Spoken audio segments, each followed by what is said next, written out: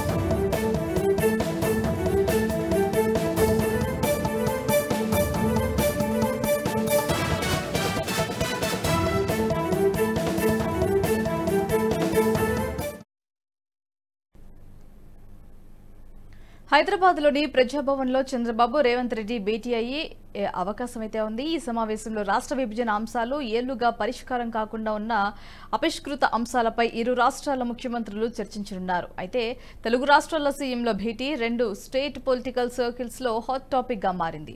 రాజకీయాల్లో తెలంగాణ సీఎం రేవంత్ రెడ్డిని చంద్రబాబు శిష్యుడుగా పిలుస్తూ ఉంటారు. గత ఏడాది జరిగిన తెలంగాణ అసెంబ్లీ ఎన్నికల్లో కాంగ్రెస్ విజయం సాధించడంతో రేవంత్ కు సీఎం పోస్ట్ దక్కగా, ఇటీవలే జరిగిన ఏపీ అసెంబ్లీ ఎన్నికల్లో ఎన్డీఏ కూటమి విజయం సాధించడంతో చంద్రబాబు 4వ ఏపీ ముఖ్యమంత్రిగా బాధ్యతలు స్వీకరించారు. ఈ క్రమంలో గురు శిష్యులు ఇద్దరు సీఎంల హోదాలో ఫస్ట్ టైం భేటీ కావటం 2 రాష్ట్రాల రాజకీయ వర్గాల్లో ఇంట్రెస్టింగ్ మారింది.